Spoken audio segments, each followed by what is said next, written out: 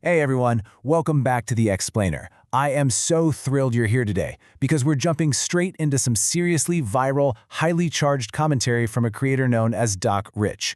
We are going to completely break down his passionate, sprawling arguments about shifting political allegiances and this deep, rising wave of anti-establishment frustration in America. Look, whether you agree with his commentary or strongly disagree with it, objectively analyzing how these populist arguments are being built and delivered is absolutely fascinating. So let's dive right in. To make sure we actually grasp everything in this fast-paced monologue, we've broken the source material down into 5 distinct pillars. We're looking at 1. A political shift underway, 2. Economic and justice grievances, 3. Leaving the Democratic Party, 4. Purging establishment Republicans, and 5. The voting rights contradiction. All right, let's jump right into Section 1. A political shift underway. The foundation of his entire message rests on this one specific premise. He states, "I am starting to see a lot more black people wake up, and that is absolutely beautiful to see." You see, the commentator is framing the changing voting habits and rising skepticism among black Americans not as a loss, but as a totally intentional, positive rebellion against the political status quo. He describes this awakening as something empowering, basically arguing that breaking away from traditional voting patterns is step 1 toward demanding better representation.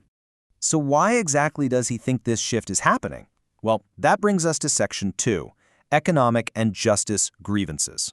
He perceives this really stark double standard in the justice system, and he uses a specific anecdote from Philadelphia to make his point. On one hand, he talks about undocumented immigrants running smoke shops, claiming they're shielded by city ice-out policies and get to operate totally tax-free. And then he contrasts that directly with black Americans, who he argues have been continually incarcerated for decades for selling the exact same goods. To him, this is just a massive, hypocritical betrayal by city officials who he notes are overwhelmingly Democrats. And really drive this economic frustration home, he throws out this specific number, $10,000. He claims there is a smoke shop right on Germantown Avenue in Philly, clocking 10 grand a day, totally tax-free, selling illegal goods. Now, whether that exact figure is an audited fact or just rhetorical hyperbole, its purpose in his monologue is crucial. He's literally putting an astronomical dollar amount on this grievance, arguing that wealth is allowed to flow freely to undocumented individuals, while native citizens get actively criminalized for trying to participate in that exact same underground economy. These local frustrations, they act as a total springboard for his much larger national critique in Section 3, leaving the Democratic Party. He doesn't just complain in general terms here. He actually names specific politicians to argue the party delivers literally nothing for its most loyal voting bloc. He calls out former President Barack Obama, arguing he did nothing to secure reparations. He points straight at Vice President Kamala Harris, criticizing her for allegedly stating she wouldn't do things just to benefit black people. He even zooms in on the state level, accusing the California Legislative Black Caucus of straight-up sabotaging reparations. By stacking all these examples together, the source is trying to establish a historical pattern of perceived inaction. And all of this culminates in a highly charged, incredibly provocative metaphor. He says, "Leave the Democrat plantation."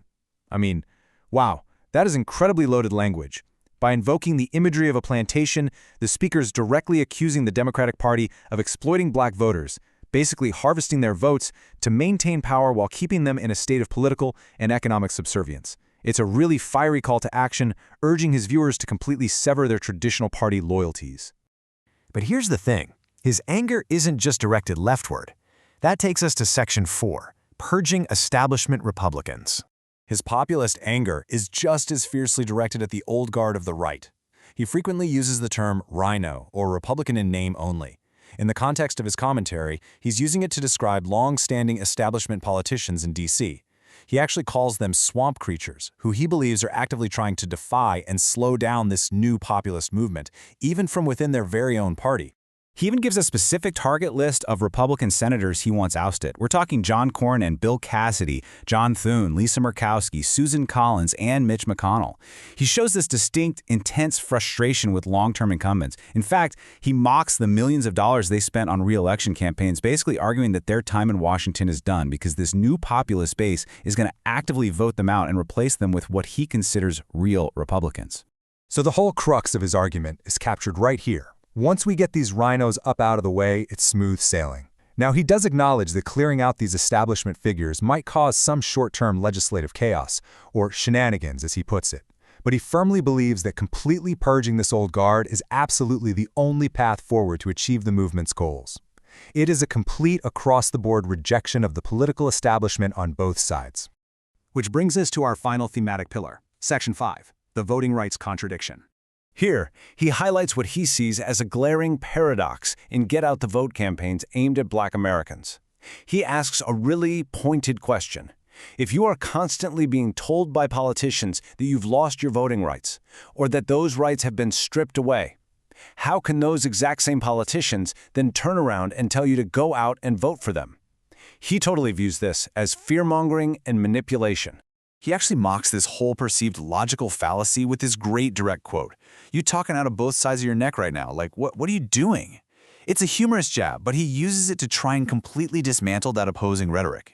By pointing out this contradiction, he's showing his audience that establishment politicians are, in his view, just talking nonsense to maintain control, and that just further fuels the need for that political awakening we talked about at the very beginning of the commentary. Man, we have covered a lot of intense ground today, from very specific local grievances in Philly to calls for totally dismantling the leadership of both major political parties. And that leaves us with one final, really provocative question to think about. How will this rising populist, anti-establishment frustration permanently reshape the demographics of future elections? I mean, if the sentiments expressed in this commentary continue to spread like wildfire, the traditional political maps we've always relied on might just be completely redrawn. Thank you so much for joining me for this deep dive on The Explainer. Keep questioning, keep learning, and I'll see you next time.